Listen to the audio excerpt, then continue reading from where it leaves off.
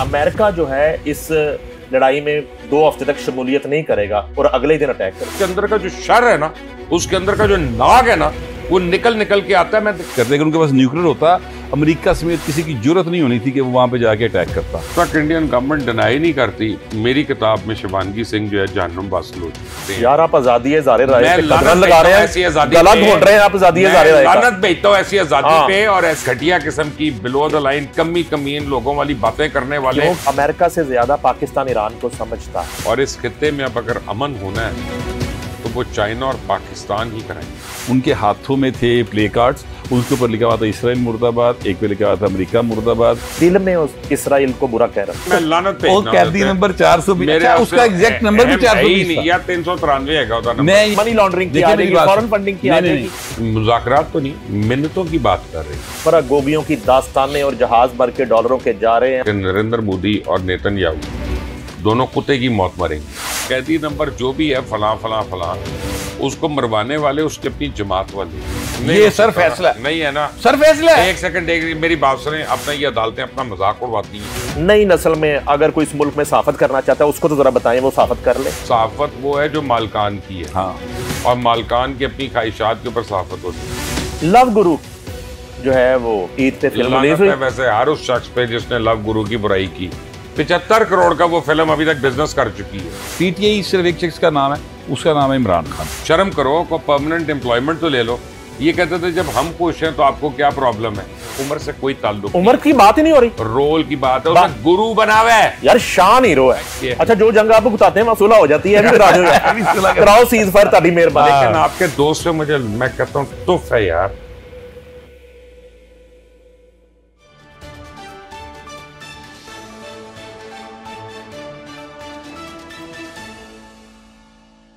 अस्सलाम वालेकुम नाजरीन, मैं हूं नईम हनीफ और आप देख रहे हैं रेड जोन। और रेड जोन में हमेशा की तरह वर्सटाइल मुबश्शिर लुकमान हमारे साथ मौजूद हैं और आप सबके फेवरेट, मेरे फेवरेट गौहर भट्ट मौजूद है। Welcome to the show.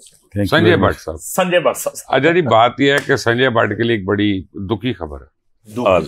चलो कल मेरी बात हुई है 2 सहाफियों से हिंदुस्तान के अंदर, मेरे दोस्त हैं। अच्छा।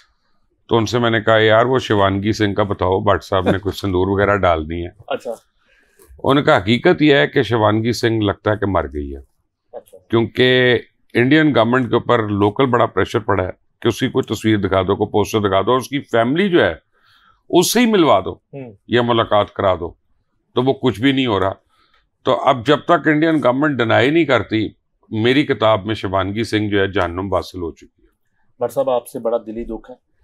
बाबू सिंह S-400 पे एक इनका सिपाही मारा गया था।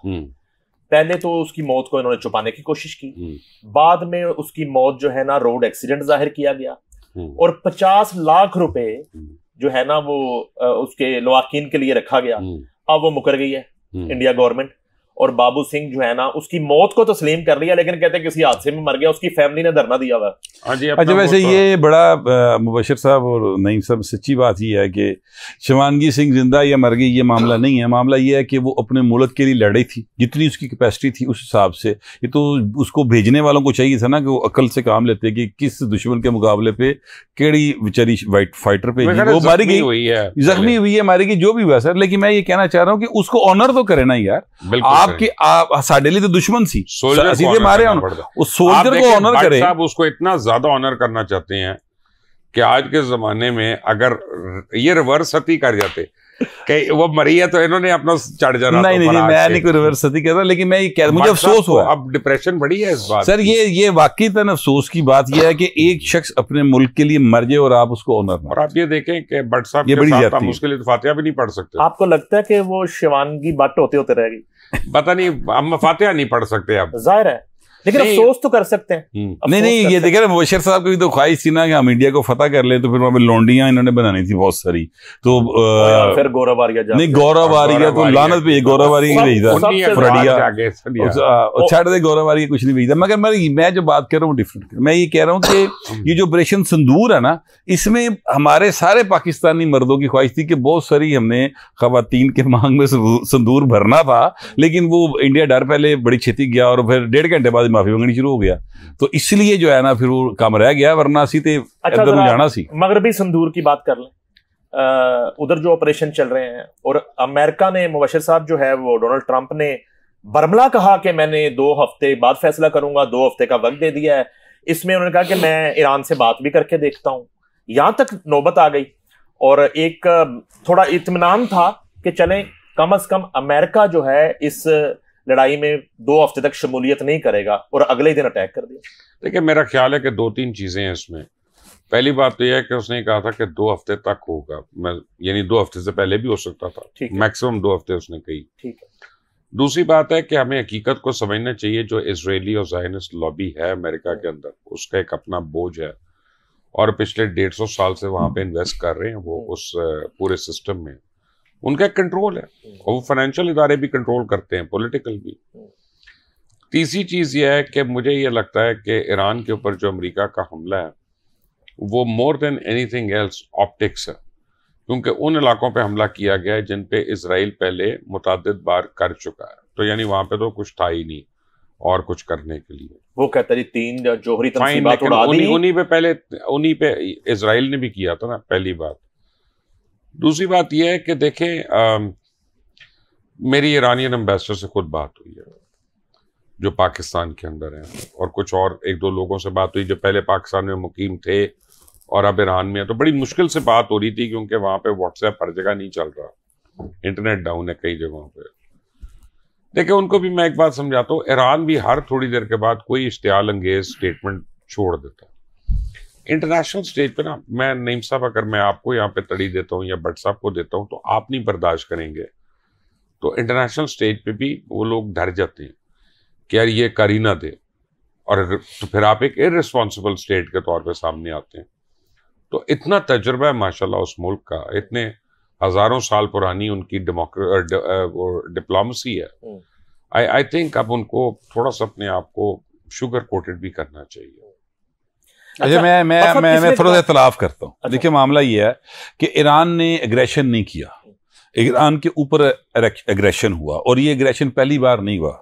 ठीक है, ये इससे पहले भी जब से वहां पर, अब उनके जो इंटरनल सेटअप है उस पर मुझे भी हो सकता है बहुत सारी रिजर्वेशंस हों, लेकिन ये बहरहाल उनके अपना मामला है ईरान का कि वो वहां पर किस किस्म का स्टाइल ऑफ गवर्नमेंट रखते हैं। हमें तो सिर्फ ये देखना है कि वो दूसरों के साथ क्या बिहेव करते हैं। अब तो देखें ना, एग्रेशन क्यों नहीं किया, हमास क्या था? अच्छा, मेरी बात तो नहीं, वो सर वो काउंटर प्रोडक्टिव था। हिजबुल्लाह किसका था? सर मैं बताता हूँ, मेरा मतलब सर मैं आपको बताता हूँ ना सर, वो इसलिए था मुबशिर साहब, वो नहीं, वो प्रॉक्सी इसलिए बनाई गई थी क्योंकि अगर वो नहीं है अब, तो इसलिए इसराइल हमला करना शुरू हो गया। वो इसराइल को का अग्रेशन रोकने के लिए बनाई थी। अब वो वहां पर नहीं रही है, तो अब देख लें, टीटीपी कर रहा है ना, तो हमें पता है कि पीछे हिंदुस्तान है, पीछे भारत। बिल्कुल ठीक बात है, बिल्कुल ठीक बात है, लेकिन हमें उनको भी मुकाबला सर मैं ये कह रहा हूँ, मैं यही कह रहा हूँ कि उन्होंने एक तरीके से अपने आप को सेव किया हुआ था। उनके पास 2 रास्ते थे मुबशिर साहब, या तो वो न्यूक्लियर रखते, न्यूक्लियर बनाते और अपने आप को सेव करते। अगर उनके पास न्यूक्लियर होता, अमेरिका समेत किसी की जरूरत नहीं होनी थी कि वो वहां पे जाके अटैक करता। अब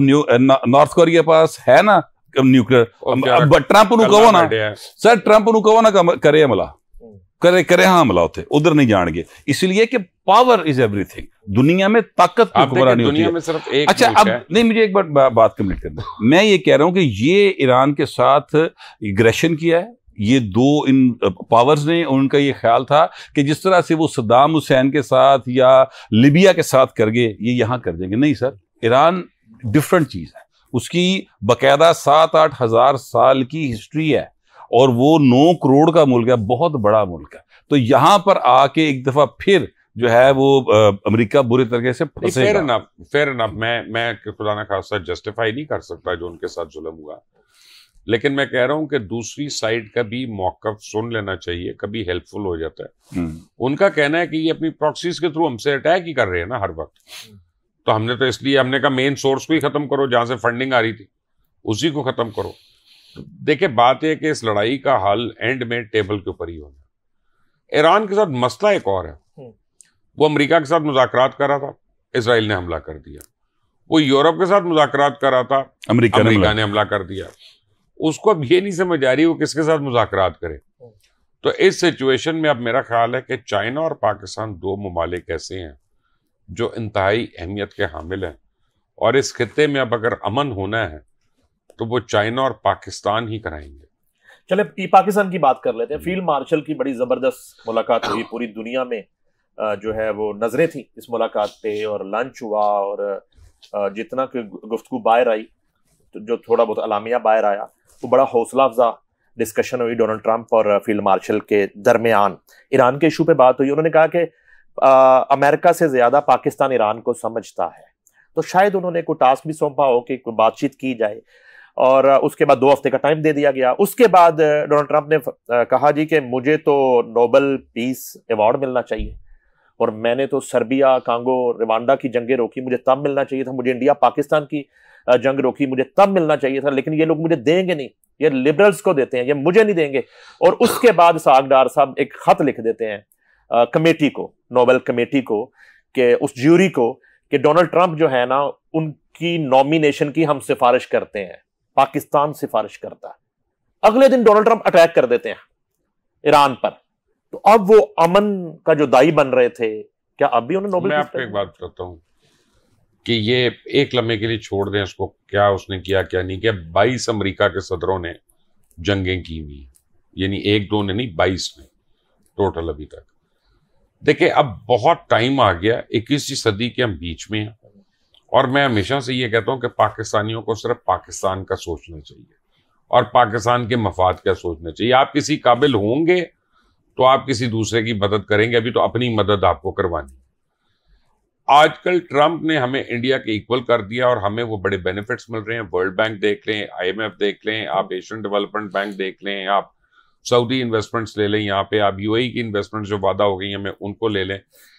इन हालात में अगर हम ट्रंप, हमारे कहने पे ना उसको मिलना है, ना हमारे कहने से इनकार होना, लेकिन अगर हमारे उसको ये कहने से उसको ये लगता है कि जनाब पाकिस्तानी जो है उसकी सपोर्ट कर रहे हैं, उन्हें फर्ज करें 1% आपका ट्रेड अगर बढ़ा दिया तो आप कितने बिलियन डॉलर जो है इस मुल्क में खुशहाली आना शुरू हो जाएगी, इन्वेस्टमेंट आना शुरू हो जाएगी। तो हर चीज को जज्बातियत में नहीं लेते। और यहाँ पे जो खिलाफ कर रहे हैं ना इस बात के, पाकिस्तान हुकूमत के खिलाफ, आज अगर डोनाल्ड ट्रंप ये कह देना कि कैदी नंबर 804 को मैं छुड़वाना चाहता हूं, तो ये सारे मुखालफिन उसके लिए दोबारा लॉबिंग फर्म्स हायर करना शुरू हो जाएंगे कि यार ये किसी तरह डोनाल्ड ट्रंप जो है ना अमल कर दे इस बात। अच्छा मुबशर साहब दे दिल च ना जिक्र ओदी कैदी दी जेडी ना बदली होगी 804 कह रहे हैं, हालांकि वो 420 दे केस के अंदर है। कहना वो 800 लानत पे वो कैदी नंबर 420, अच्छा उसका एग्जैक्ट नंबर भी 420 नहीं या 393 है उसका नंबर। मैं ये कह रहा हूं कि वो उसकी खबर ले लें। अच्छा क्या मेरे पास बड़ी ब्रेकिंग न्यूज़ है यार, अडयाला जेल में कैदी यार मैं नंबर, बोर हूं उसकी खबर से। सर मुझे इतला मिली है कि वो वॉक कर रहा था और पास ही एक कैदी गुजर रहा था, उसने हमें बताया है कि दिल में उस इसराइल को बुरा कह रहा था, दिल में बुरा कह रहा था, लेकिन इमरान खान दिल में बुरा कह रहा था जी मैं, और अमेरिका की मजम्मत कर रहा था ईरान पे हमला करने दिल में। अच्छा मैं आपसे गुजारिश करूं कि ये डेवलपमेंट तो है ना सर। तुसी सुनिया गोंगला तो मिट्टी झाड़, एक पंजाबी का मुहावरा गोंगला तो मिट्टी झाड़ना। आज सर पीटी ने गोंगला तो मिट्टी झाड़ी। अच्छा। आज उन्होंने नेशनल असेंबली के इजलास में जानने से पहले लॉबी से गुजरते हुए उनके हाथों में थे प्ले कार्ड्स, उसके ऊपर लिखा हुआ था इसराइल मुर्दाबाद, एक पे लिखा हुआ था अमेरिका मुर्दाबाद। ये जो साबिक स्पीकर हैं उन्होंने पकड़ा हुआ था, फिर ये आमर डोगर ने पकड़ा हुआ था, फिर ये उमर अयूब ने पकड़ा हुआ था। तो ये जो बहुत ज्यादा तनकीद हुई सब तरफ से, तो उसके बाद उन्होंने ये पकड़ के एक कैटवॉक सी की है एंड दैट्स इट। ये उन्होंने एहतजाज किया 2-3 बारी पिछले 1 महीने में US एम्बेसी गया, ठीक है, और जितने आपके PTI वाले जो अपना ये प्ले कार्ड उठा के और अमेरिका को और उसको बुरा कहते हैं, वो वहां पे सूट पहन के बैठे होते हैं और ठीक है ना, वहां पे खिदमतें कर रहे होते हैं। और मैं अब क्या क्या बताऊं कि क्या क्या बातें वो कर रहे होते हैं वहां पे। ये एक्चुअली चाहते ही नहीं कि इमरान खान बाहर आए, क्योंकि अगर वो बाहर आएगा तो इनकी प्रेस टॉक किससे कैरी करनी है, इनके टिकर कैसे बनेंगे, इनकी बातें कौन सुनेगा। तो एक्चुअली वो जो कैदी नंबर जो भी है फलां फलां फलां, उसको मरवाने वाले उसकी अपनी जमात वाले हैं। और आज ये मुझे नहीं पता, अभी भट्ट साहब भी बता रहे थे और नवीद बता रहा था मुझे हाई कोर्ट के बाहर भी हंगामा कर नहीं, आज उन्होंने देखे जमानत पर फैसला महफूज हुआ, जमानत पे फैसला महफूज हो सकता है जब तक हमारा ये 9 मई केस है। मैं बताता हूँ, 9 मई के 8 केसेस में जमानत का मामला था। इनकी जमानत जो है उन 8 केसेस में जो लाहौर के अंदर दर्ज है, कुल इनके ऊपर जो है ना 14 मुकदमा, 14 में से 12 मुकदमात में ये गिल्टी करार पाए हैं पुलिस तफ्तीश के अंदर। अब उनमें से 8 मुकदमात जो हैं उनकी इन्होंने जमानत अप्लाई की थी यहाँ से सेशन एंटी टेररिस्ट कोर्ट से। एंटी टेररिस्ट कोर्ट ने इनकी जो जमानत की अपील थी या वो दरखास्त थी उसको रिजेक्ट कर दिया। उसके खिलाफ ये गए हैं लाहौर हाई कोर्ट। अब लाहौर हाई कोर्ट में जमानत का फैसला हुआ है महफूज उन 8 केसेस के अंदर।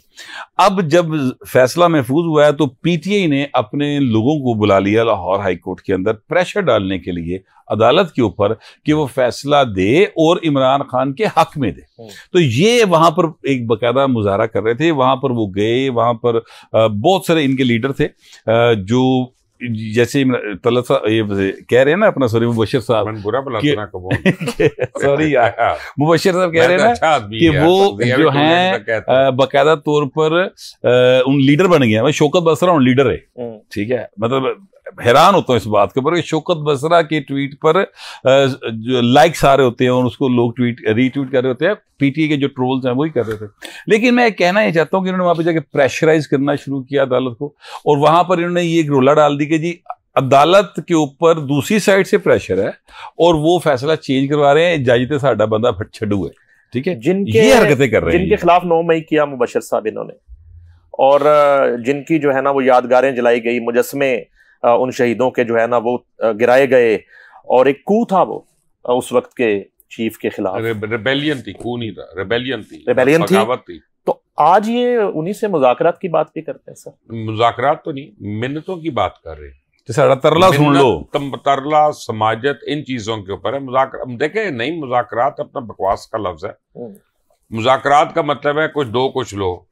ये क्या दे सकते हैं? ये फील्ड मार्शल को क्या देंगे? चले मुझे समझाएं जरा।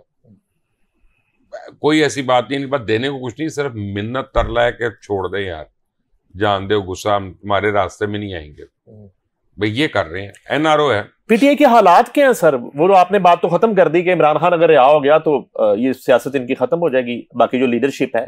वैसे जो है अलीमा खान का अपना दड़ा है वहां पे जी, बुशरा बीबी का एक ऑर्डर आता है अलग से, भाई अपना इमरान के नाम पे अभी भी सबको फंड मिलते हैं। नहीं, एक बात और भी पकड़ते हैं, एक बात और भी मुझे सर, दड़े दुड़े सारे कहीं मैटर नहीं करेंगे, इमरान के नाम के ऊपर सारे इकट्ठे हो जाएंगे। हाँ, वो ये मसला नहीं है। पीटीआई सिर्फ एक शख्स का नाम है, उसका नाम है इमरान खान, उसके अलावा पीटीआई कुछ नहीं। दूसरी बात जो है ना वो सिर्फ ये है, और ये साबित हुआ, फ्रैंकली ये बात साबित हुई है इलेक्शंस में, ये उसने साबित किया।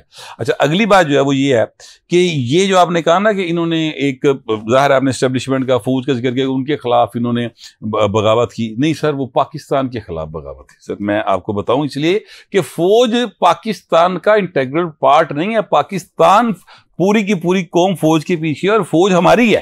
तो पूरे पाकिस्तान के खिलाफ इन्होंने कू किया था, कोशिश की थी, जो नाकाम हुआ, और उसका नतीजा वो भुगत रहे। इमरान खान जूनियर, कासिम और सलमान ने उर्दू सीखना शुरू कर दिया है, बड़ी ऑथेंटिक रिपोर्ट है, और उन्होंने कुछ टीचर उनको उर्दू सिखा रहा है, और जमाइमा पूरा उनकी निगरानी। चलो बाप नमाज सीख लेगा, चलें यार, मुझे उर्दू सीख लेंगे। अच्छा मुझे सर, कहीं जमाइमा की तरफ से कोई ट्वीट आया हो इसराइल के खिलाफ, उसके 2 बेटों की तरफ से आया हो, उसकी बेटी की तरफ से आया हो? भाई ने तो फंड किया इसराइल को। बेटी तो है ही कोई नहीं है ना, नहीं टैरिगन बेटी है। किन की बेटी? इमरान खान की बेटी। नहीं भाई, और सर कमाल करते हैं, कैसे हो सकता है? तो उसने मानना हुआ है, बच्चे हैं सिर्फ, उसने मानना हुआ है, उसने एफिडेविट दिया हुआ है अदालत को। गलत तो नहीं कह रहे? 2 बेटे हैं। एक सेकंड, और एक अदालत में डीएनए टेस्ट नहीं कराया, एक अदालत में लाई डिटेक्टर नहीं कराया, ठीक है ना। ये वही आदमी है, और वो बेटी जमाइमा ही पाल रही है, और उसको कई बहुत लंबा अरसा, आप अपनी अलीमा बाजी को पूछना ना जाके, आज $10,000 अलीमा खान इमरान खान की तरफ से उसको हर महीने खर्चे का भिजवाती थी। फिर जमाइमा जाके उसको ले आई अपने पास, और तब से उसके घर में पल रही है वो।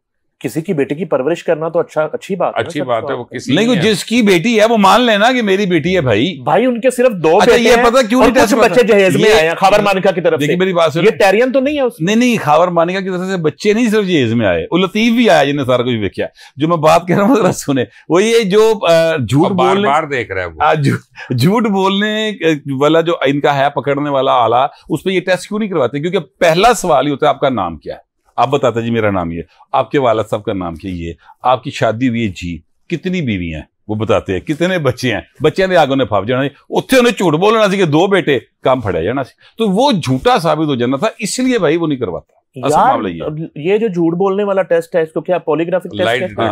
तो उसमें बच्चों का कहां जिक्र आ गया भाई? वो तो आना है 9 मई की साजिश आपने प्लानिंग की, ये मनी लॉन्ड्रिंग की आ जाएगी, फॉरेन फंडिंग की आ जाएगी। नहीं, मेरी बात सुन, ये होता ही है कि जिस वक्त आप अदालत में जाते हैं, जब आपकी प्रॉपर कानूनी तौर पर तफ्तीश होती है, तो ये एक प्रॉपर तरीकेकार है, हाई कोर्ट ने इसको अलाउ किया, तो उसमें आपसे पहले आपके पर्सनल इंफॉर्मेशन लेते हैं कि आप हैं कौन, आपने स्टैब्लिश करना है कि ये इमरान अहमद खान न्याजी वल्द इकरामुल्लाह खान न्याजी, ठीक है।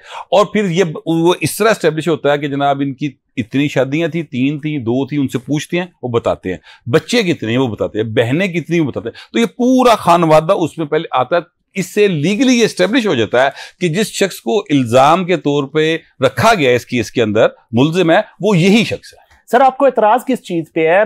मोर्शद साहब ने बता दिया कि 10 लाख महीना उस बच्ची को खर्चा मिल रहा है। 10 नहीं सर, 30 लाख बन जाता जी। अच्छा चलो 30 लाख कर लो यार, तो उसकी परवरिश हो रही है, तो आपको नहीं, वो हम तो सिर्फ ये कहते हैं कि बच्ची को बाप ओन कर ले, बस इतनी सी बात है यार ओफ भी बच्ची पाली रही है ना, नहीं ओन कर रहा। नहीं, वो पल तो रही है, वो तो उसकी माँ की बड़ी जायदाद थी जी लबी, वो तो भी पल जाएगी, लेकिन मामला ये है कि ये साहब अपनी बेटी को ओन तो करना यार, जेड़ा अपनी धी नहीं ओन कर रहा। गोल्डस्मिथ जो है वो इजराइल को फंड दे रहा इस वक्त जी।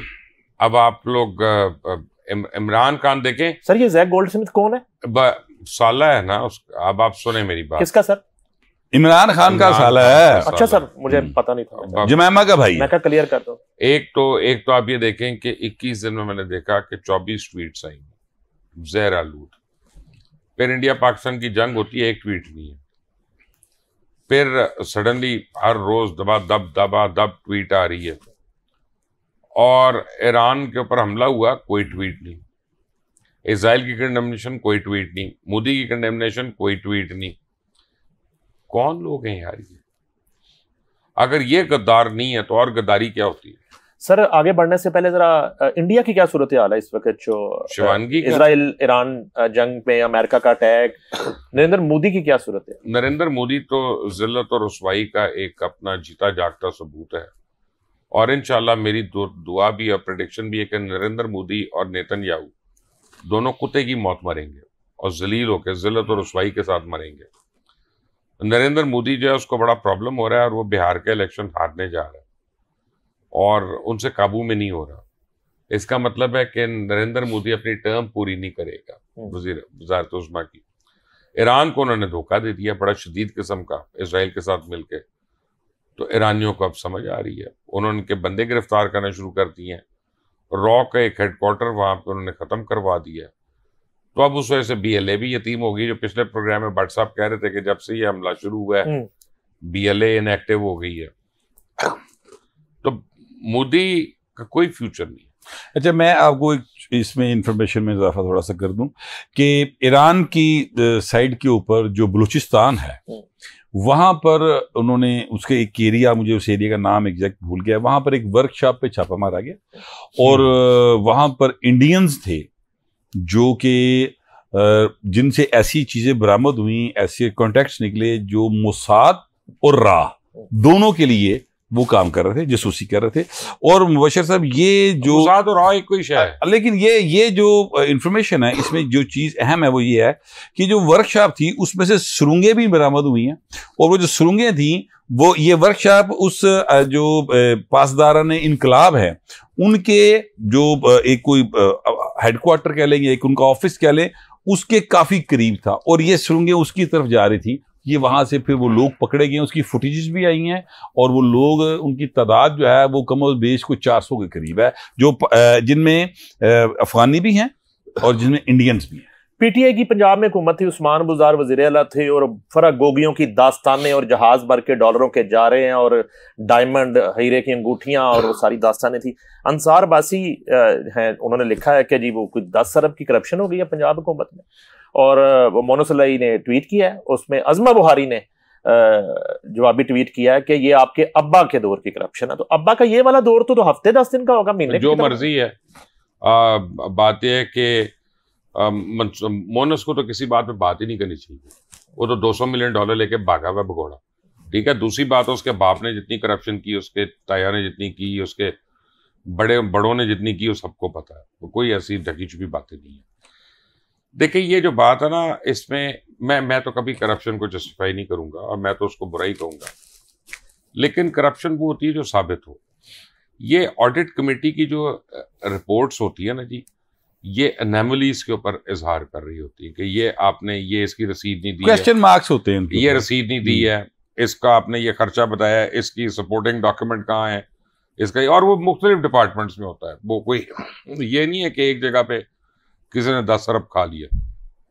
वो जो गैप्स होते हैं ऑडिट रिपोर्ट के, अब अगर कोई सहाफ़ी उसको करप्शन लिख देता है, या कम से कम मुबैना करप्शन लिख देता है। मैंने तो पढ़ी नहीं अंसार अब्बासी की स्टोरी, मैं तो बहुत अरसे से, सालों से अंसार अब्बासी जैसे सहाफ़ियों को पढ़ना छोड़ा हुआ। तो अंसार अब्बासी के नाम से छपने वाली खबरें क्या अंसार अब्बासी की होती हैं? मुझे नहीं पता। ये मुझे नहीं पता, लेकिन मैं आपको नहीं पता? मैं बता देता हूं। अच्छा गल तो सुन लो, एक बंदा अपने नाम तो क्लेम कर रहा है मेरी खबर है, मैं किवें कमाऊं दी नहीं यार, मेरे को केड़ा सबूत है कि उन किसी होर ने लिख के दी?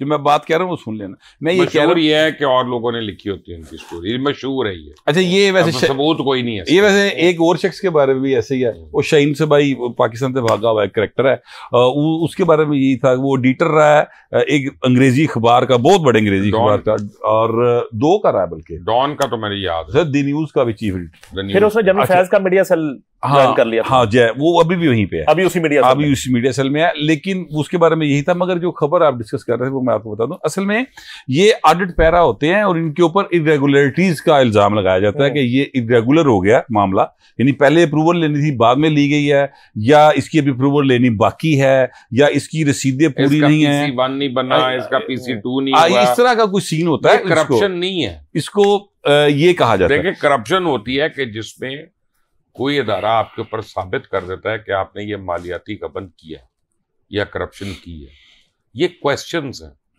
उसके ऊपर इस तरह से रिएक्ट करना।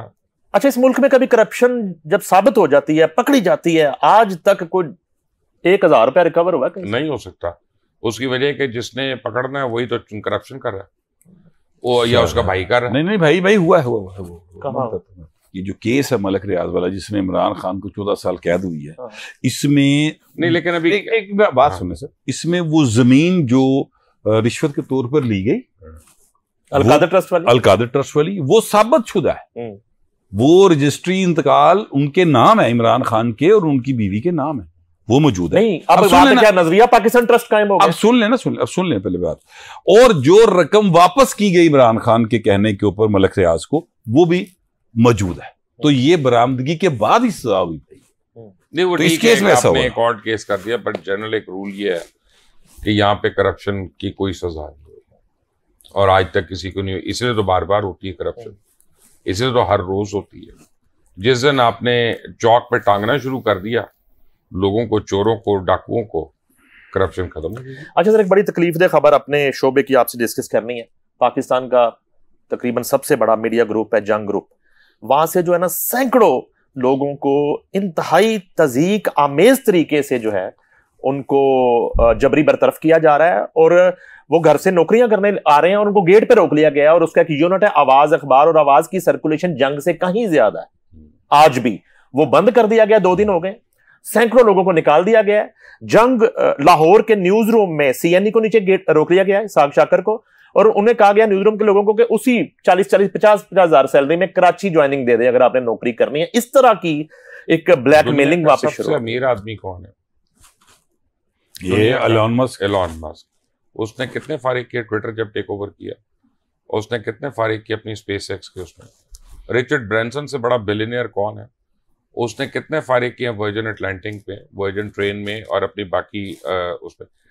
देखिए एक कारोबार होता है, और कारोबार की एक इफादियत होती है, और ये दुनिया का एक असूल है, चाहे हमें अच्छा लगे चाहे हमें कम अच्छा लगे। हम खुद कई बार फारिग हुए इस वजह से।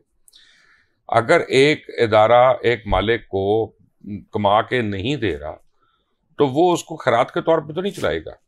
और ये जो हकूक की बात कर, ये बोलते रहे यार आप दोनों लेबर लीडर है ना, असल में लेबर मैं सर देखिए मुबशिर साहब, आपने बिल्कुल मुबशिर साहब ने तय किया और दुनिया में यही रूल चलता है, यही बात बिल्कुल दुरुस्त बात है।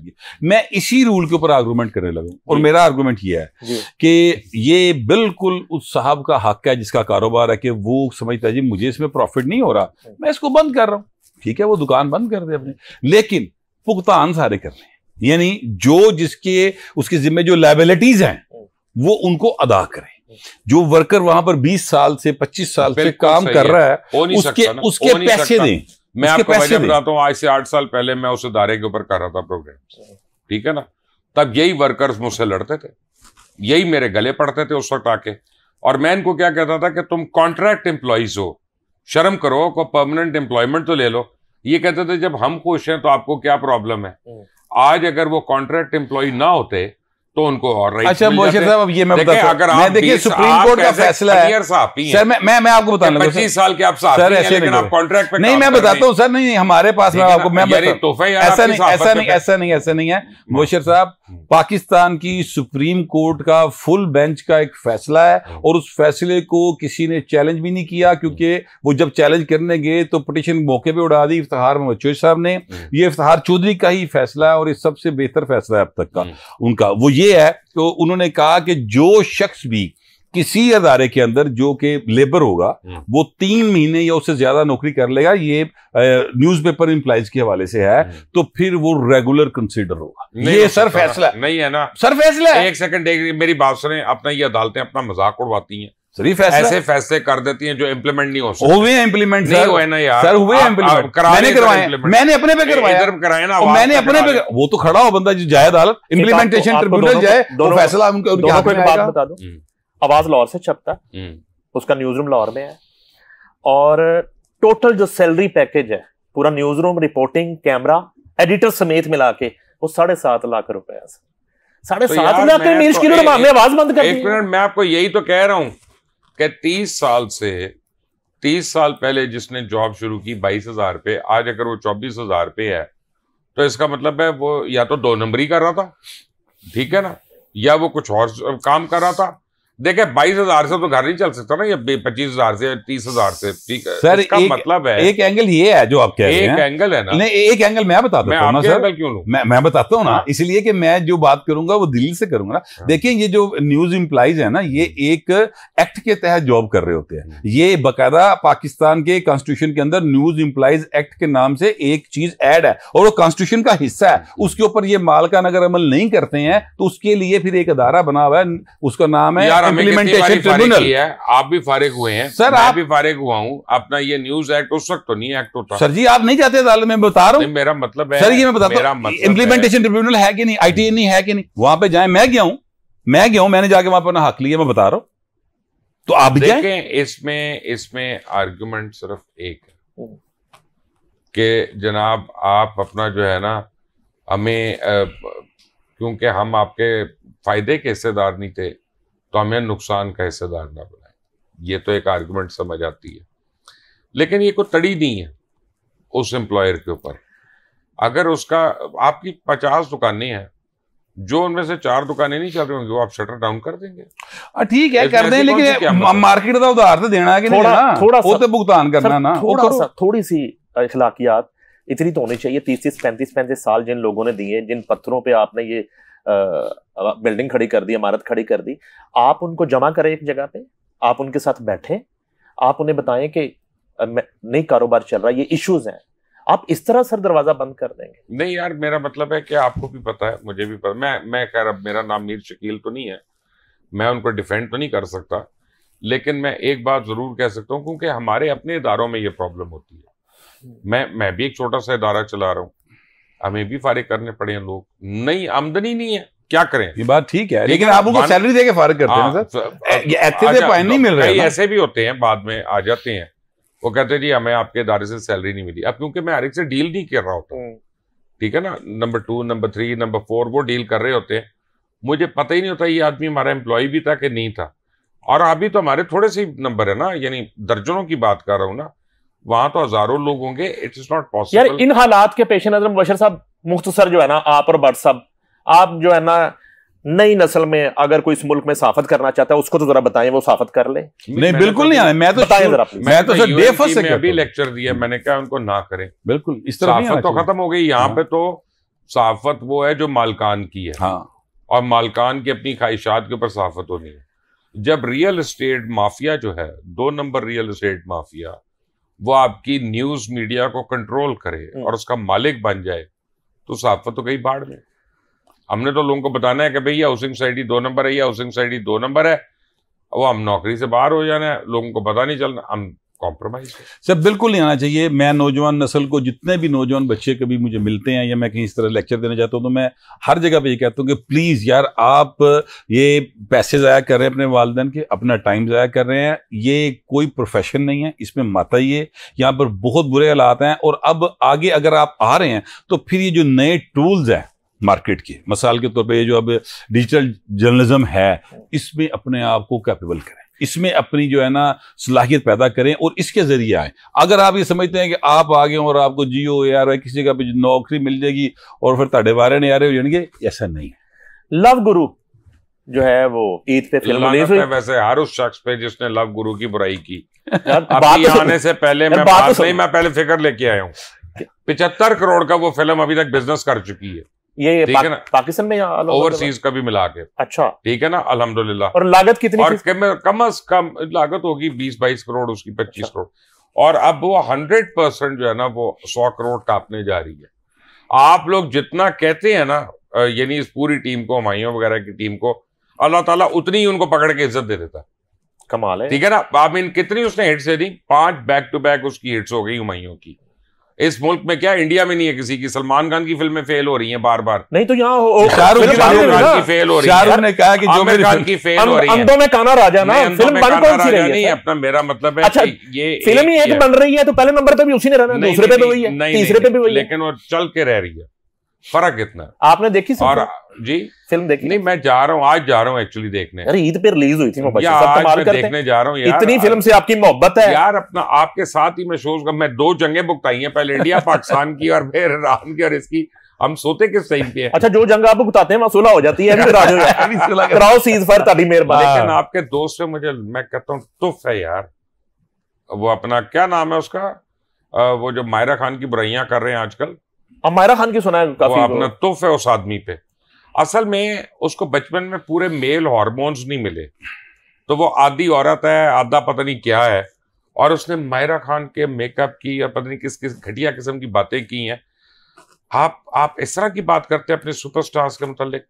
आपको चाहिए, लोग तो खड़े हो जाते हैं जो सीनियर सुपरस्टार्स होते हैं, जो आइकॉन्स होते हैं। यार आप आजादी है ज़ाहिर राय पे कदम लगा रहे हैं, ऐसी आजादी पे गलत ढूंढ रहे हैं आप, आजादी है ज़ाहिर राय का लानत भेजता हूं ऐसी आजादी पे, और ऐसी अपना जो है ना घटिया किस्म की बिलो द लाइन कमीन लोगों वाली बातें करने वाले। क्यों क्या नाम है उसका, पहले उसने औरतों पे की थी, उसको अच्छा किया उस्मा बुखारी ने और मरियम औरंगजेब ने अंदर करा दिया था। ठीक है ना, और बिल्कुल सही किया उन दोनों बच्चियों ने। अब दूसरी बात, आपको फिर भी बाज नहीं आता, उसके अंदर का जो शर है ना, उसके अंदर का जो नाग है ना, वो निकल के आता है। आपको पता है मायरा खान वो आर्टिस्ट है जो इंडो पाक में सुपरस्टार है। और क्यों? बिकॉज वो ग्लैमरस है। और फिल्म में 2 किस्म के लोग होते हैं। एक होता है एक्टर, जैसे शिवाना आजमी थी, जैसे स्मिता पटेल थी, और एक होता है सुपरस्टार, जैसे माधुरी दीक्षित है। ठीक है, जैसे आप समझें ऐश्वर्या थी और ऐश्वर्या राय। मायरा खान आपकी superstar. Okay, I mean learn to accept the fact, Humayun Saeed आपका सुपरस्टार है, बड़ी स्क्रीन का हीरो है हुमायूं सईद। बिल्कुल है यार, 5 हिट हो गए तो होएगा ना। आप अपने देखिए मेरी बात सुने, बड़ा कौन है आपके घर में? बड़ा कौन है? बड़ा मेरा वालिद है। वालिद साहब की उम्र क्या है? 70+ होंगे। उनसे जाके पूछना, आज जब मैं आपको बात बताने लगा हूं, उनसे कहना कि क्लार्क गेबल की क्या उम्र थी जब वो हीरो आया था। यार उम्र की तो बात नहीं हो रही। रेड बटलर बना हुआ था। स्टुअर्ट ग्रेंजर की क्या थी? स्टीफन बॉयड की क्या थी? चार्ल्टन हेसन की क्या उम्र थी और अभी क्या उम्रें लोगों की, एक उम्र से कोई ताल्लुक, उम्र की बात ही नहीं हो रही, रोल की बात है। उसने गुरु बना हुआ है यार, शान हीरो है, एक मिनट, शान हीरो है, कोई शक नहीं है। नहीं, शान ग्लैमरस है क्या? नहीं, एक मिनट, ठहर जा। मैंने आपसे इंकार नहीं कर रहा, लेकिन मैं कभी दो बड़े आर्टिस्ट को आपस में कंपेयर करने को मैं एक बेवकूफाना बात समझता हूं।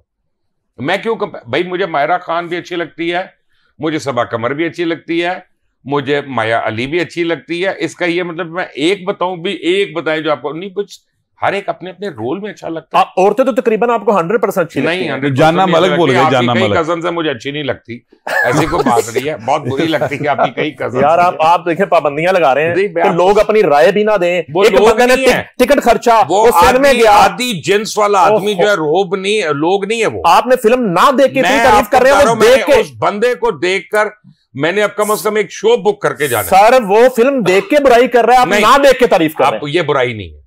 एक मिनट नईम साहब, मेरी एक अर्ज सुन रहे, बुराई होती है जब आप क्रिटिकल एनालिसिस करते हैं। मैंने आपके शो की बुराई की भी है, आपके प्रोड्यूसर से मैंने उसको बताया कि इसकी लाइटिंग कैसे होनी चाहिए थी, साउंड में क्या प्रॉब्लम्स थे, फ्रेमिंग में क्या प्रॉब्लम्स थे, कैमरा में क्या जर्क्स थे। ये एक तनकीद है, ठीक है ना, की है। लेकिन अगर मैं ये कहूं कि नई मनीफ काला क्यों पहन के बैठा हुआ था, अपनी उम्र का नहीं लग रहा था, या भट्ट साहब ने जॉगर क्यों पहने हुए थे, अच्छा नहीं, ये वो उनकी उम्र से सजते नहीं है, क्या इस उम्र के बंदे को जॉगर पहन के आना चाहिए, नहीं भट्टे मारेंगे बच्चे, ये कोई तनकीद है? नहीं यार, अपना आप मेरी बात सुने आप। मैंने बड़े लोगों से सुन लिया, मैं समझता हूं कि जो हमारे आर्टिस्ट की इज्जत नहीं कर सकता, जो हमारे सुपरस्टार्स की रिस्पेक्ट नहीं कर सकता, उसको मैं उसका नाम लेना गवारा नहीं करता। अच्छा, यहाँ पे आर्टिस्ट की इतनी इज्जत है और इतनी उसकी जो है आपका वो जो दोस्त है ना, उसके लिए एक ही आर्टिस्ट पैदा हुआ है, वो अंतकरीब उसी के साथ शिफ्ट होगा, चाहत फतेह अली खान के। अच्छा सर, मेरी बात तो सुन, आर्टिस्ट की यहाँ पे ये कदर है कि आयशा खान बहुत एक सीनियर आर्टिस्ट, वो उनकी डेड बॉडी मिली है अपने अपार्टमेंट से कराची से, और 8-10 दिन पुरानी लाश है और कोई पुरसाने हाल नहीं। ईदी सेंटर में लाश पड़ी हुई है। एक बेटा लंदन है, बेटी पहले मॉडल होती थी समथिंग बीबी, और एक बेटा इस्लामाबाद से चला हुआ है, पता नहीं कितने दिन से वो आ ही नहीं रहा। देखिए मेरी एक बात सुने, ये जो है ना, आर्टिस्ट का नहीं, ये इंसानियत का एक हाल है। और उसकी वजह यह है कि जब आयशा खान जो थी ना, मैं उनको ज़ाती तौर पे जानता था। अच्छा। क्योंकि वो खालदा रियासत की बहन थी और खालदा रियासत मेरी बहुत करीब होती थी। ओके। और उन्होंने बिल्कुल मुझे भाई बनाया हुआ था एक ज़माने में, मेरे से बड़ी थी उम्र में, और बहुत बहुत यानी बड़ा नाम था पाकिस्तान का। बिल्कुल ठीक है। तो Ayesha Khan, she was very wealthy, she was very well to do. उनसे जो कसूर हुआ था, उन्होंने अपनी जिंदगी में सारी जायदादें अपनी औलाद के नाम कर दी थी। वो बस अल्लाह रहम करे, मुझे एक बात याद आ गई आपकी, किसी ने ना मुझे एडवाइस एक भेजी, वो जैसे व्हाट्सएप पे भेजते हैं ना, को फॉरवर्ड हो के आई मेरे पास। उसमें लिखा था पैसा इतना ही कमाओ कि जब मरने लगो ना तो बच्चे डॉक्टर को ही बुलाए, वकील को ना बुला ले। वाह, ठीक है ना। तो ये हम सब के लिए एक कर्ब की बात है। अल्लाह ताला आयशा खान को अपने नहीं तो ये ना असल में वो मुझे आबद खान का एक डायलॉग याद आ गया, वो भी एक आर्टिस्ट थे, आपको पता है कि गंदी औलाद ना मजा ना स्वाद। ये आयशा खान के साथ ये हुआ है कि उसकी औलाद गंदी निकली, जिसने अपनी माँ की केयर नहीं की। आप चले, ये तो फौत होगी बेचारी, अब आगे चली गई, अल्लाह के पास उसका मामला चला गया। मैं जिंदा की बात कर लेता हूँ। आप फिरदौस जमाल को देख लें, आप देखें उसके बेटे ने किस तरह का अजीब सा वीलॉग किया था या वीडियो की थी जो आई थी सामने। यार वो मैं कहता हूँ जो मर्जी है, आपका बाप है, आपका बाप है, बस आपका हक नहीं है बात करना अपने माँ बाप के खिलाफ, अपने माँ बाप को गिरा के।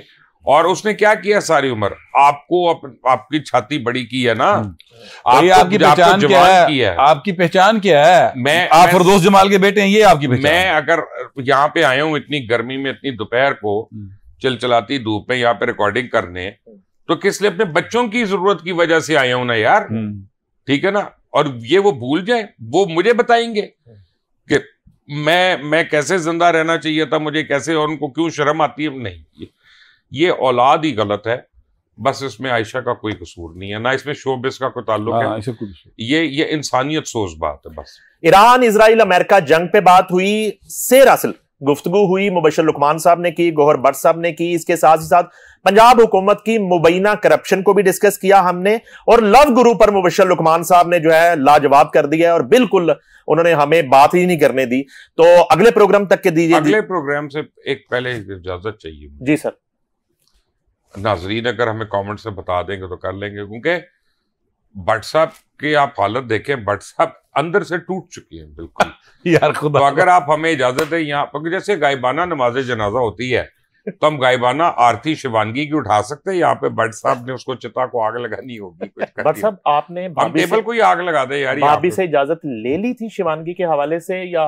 यार मैं तो सच्ची बात है, को सती होने का तैयार है। मैं तो सच्ची बात ये है कि मुबशर साहब ने जब कहा ना कि लोंडी बनाया जा सकता है, तो मैंने इस आइडिया से इतना इत्तेफाक नहीं किया। मैं क्या नहीं, संदूर वाला काम ठीक है। तो मैं तो ये शिवानगी के लिए, शिवानगी की दीवानगी में आप मुब्तला नहीं, दीवानगी कोई नहीं, मतलब लोंडी बनाने से बेहतर आप संदूर भर दें। हमें बता दें कि हम शिवानगी के यहाँ पे आरती उठा लें और भट्ट साहब जो है उनको नहीं, ऑरेंज कपड़े पहना देंगे, व्हाइट बनाते हैं, उसमें व्हाइट बनाते हैं और गेंदे के फूल पहना देंगे इनको हम। यानी पाकिस्तान आग लान टुरे है शिवानगी ने, कोई प्रॉब्लम पाकिस्तान में जिसने अफसोस करना शिवानगी का वो गौहर भट्ट साहब से करेगा, बल्कि संजय भट्ट से। बिल्कुल, संजय भट्ट से आके अफसोस कर ले अपना। संजय भट्ट इस वक्त अंदर से चिकना चूर हुआ। नाज़रीन हमें दीजिए इजाजत, अल्लाह हाफिज।